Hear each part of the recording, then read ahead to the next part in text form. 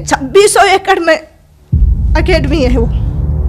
पूरी अकेडमी में संत रामपाल जी महाराज की दया से मेरे बेटे के पोस्टर लगे हुए थे।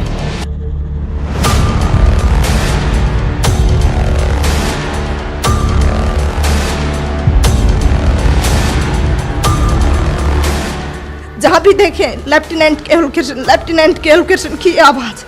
सर पूछो मत, मेरे भगत जी वहां पे रोने लग गए। ये मालिक बहुत ही इस सड़क चाप की ऐसी किस्मत जो आज ने आपने ऐसा बना दिया। हमें 3 दिन तक बस सिर्फ जिधर भी देखे माइक में एक ही एक आवाज आई, लेफ्टिनेंट केवल कृष्ण। जैसे ही उसको राष्ट्रीय गोल्ड मेडल उसके कंधे पे लगा, मेरे भगत जी से रुका नहीं गया। वो 2500 बंदों में इतनी जोर जोर से रोने लग गए कि मालिक, हमने लोगों ने तो आत्महत्या करने की सोच ली थी, क्या किस्मत बना दिया आपने। नमस्कार बहन जी। सत साहेब जी। क्या नाम है बहन जी आपका? जी मेरा नाम रामकला है, दुगेड़ा गांव, तहसील भैरोड, डिस्ट्रिक्ट अलवर, राजस्थान। संत रामपाल जी महाराज की शरण में आने से पहले आप क्या भक्ति साधना करते थे? जी मैं तो दुर्गा माँ की पूजा करती थी। मेरे हस्बैंड मेहंदीपुर, सालासर, श्याम जी के और ये जो सावन में कावड़ वगैरह लेके आते हैं, ये सब लेके आते थे। सुबह 4 बजे उठते, बच्चों को उठाते और फिर वो मंदिर में शिव पे जल चढ़ा के आते थे। बहन जी, जैसा कि आपने बताया कि आप दुर्गा देवी की पूजा करते थे तथा आपके पति सालासर जाते थे तथा विभिन्न मंदिरों में जाते थे, तो इन सभी भक्ति साधनाओं को करते करते आपको क्या लाभ प्राप्त हुए? सर उससे मुझे कोई लाभ नहीं हुआ सिवा हानि के।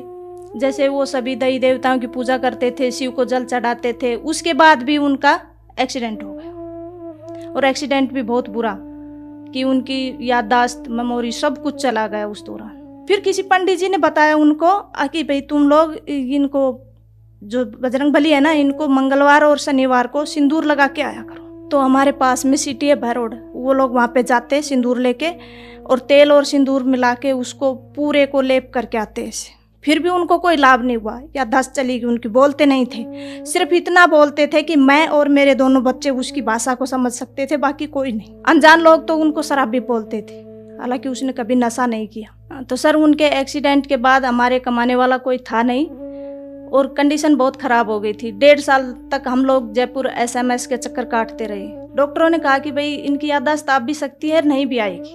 हमने कहा चलो छोड़, भगवान जो करता है जो अच्छा ही करता है। फिर क्या हुआ कि हालत इतनी ख़राब हो गई, जो भी थोड़ा बहुत पैसा था हमारे पास, ज़मीन जायदाद है नहीं, वो उनकी बीमारी में लग गई। बच्चों को पढ़ाने के लिए हमारे पास कुछ था नहीं, सरकारी स्कूल में बच्चे जाते थे। हमें एक तरह से सड़क पर आ गए थे, हमारे पास खाने पीने के लिए कुछ भी नहीं था। जैसे तैसे करके हम लोग अपना काम चलाते थे। बहुत बुरी कंडीशन हो गई थी, किसी से उधार मांगते कोई देता भी नहीं था। सब लोग बोलते थे कहाँ से देगा, ये तो पागल हो गया, मेंटल हो गया। और हकीकत में मेंटल हो गया था वो, क्योंकि याददाश्त चली गई थी उनकी।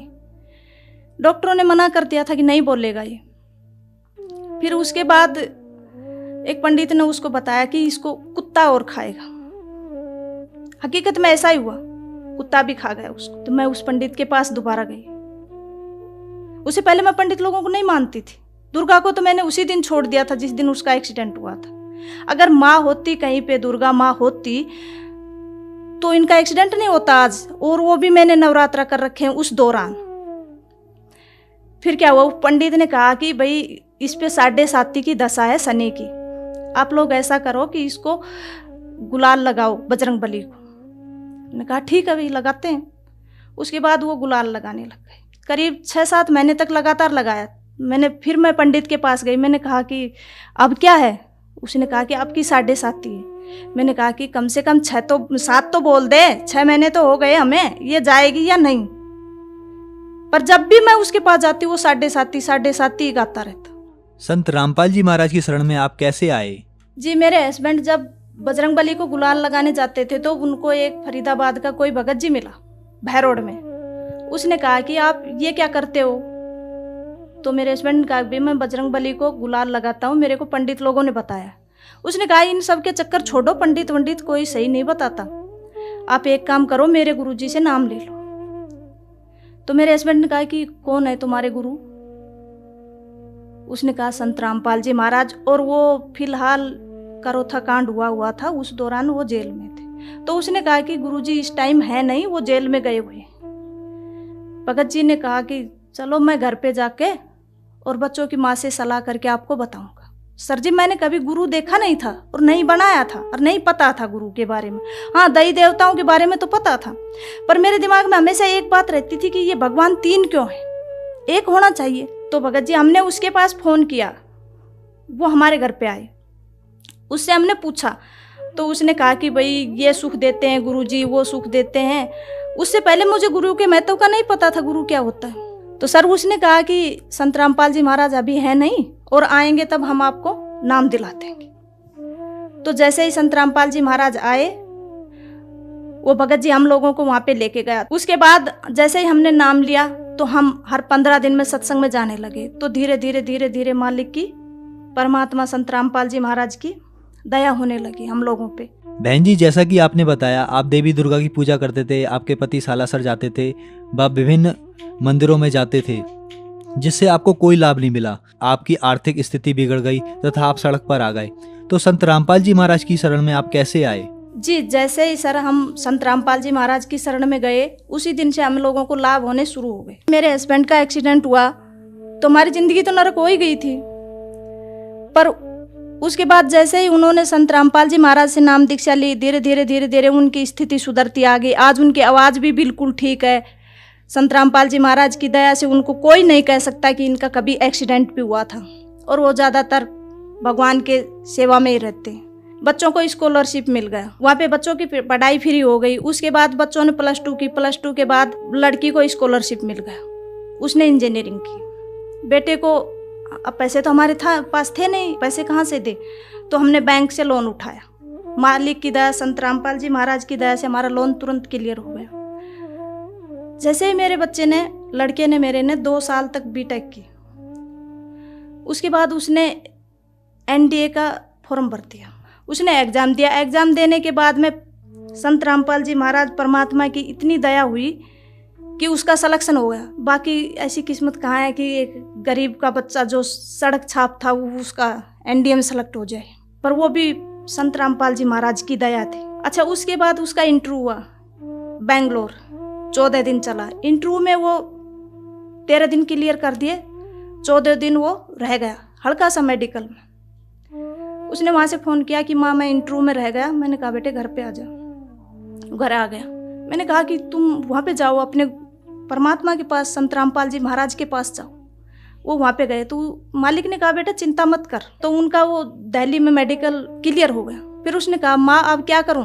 मैंने कहा बेटा फिर जाओ परमात्मा संत रामपाल जी महाराज के पास। बच्चे ने कहा कि गुरुजी मेरा ज्वाइनिंग लेटर, क्योंकि मैं सबसे पीछे रह गया, बाकी सब बच्चे चले गए।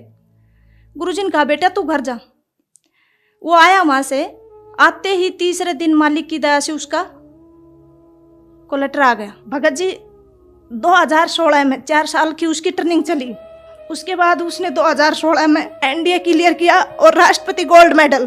2500 बंदों में सिर्फ एक भगत जी, मेरे भगत जी और मैं वहाँ पे गए केरला, एजीमाला। वहाँ पे जाने के बाद जैसे ही हमने देखे 2600 एकड़ में अकेडमी है वो, तो पूरी अकेडमी में संत रामपाल जी महाराज की दया से मेरे बेटे के पोस्टर लगे हुए थे।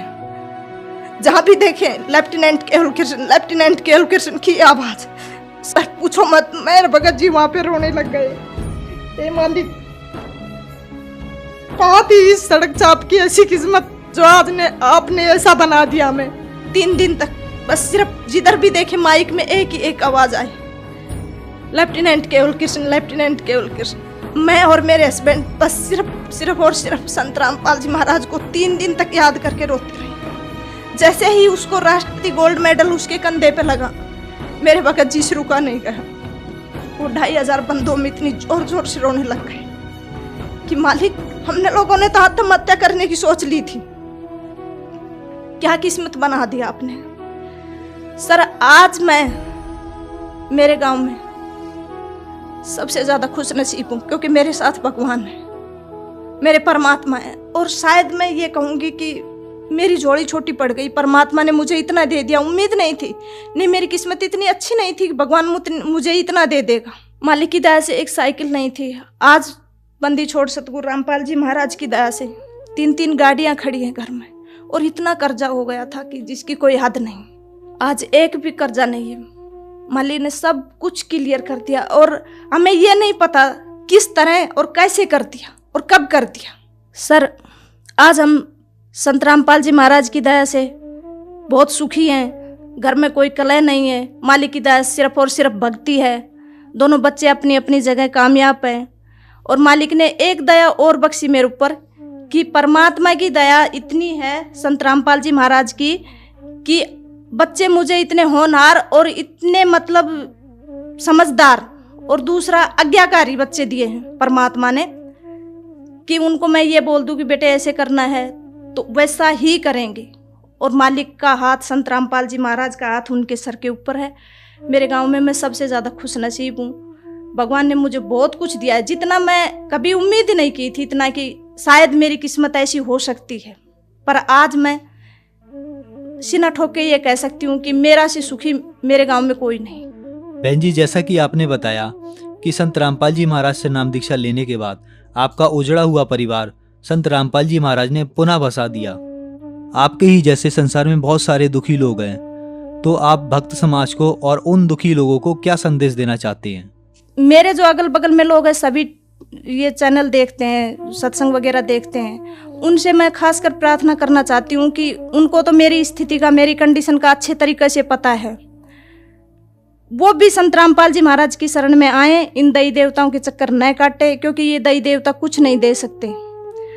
मैं तो चाहती हूँ कि वो संत रामपाल जी महाराज से नाम दीक्षा लेके मेरी तरह वो भी अपना उजाड़ा हुआ परिवार बसाएं और अपना मोक्ष करवाएं।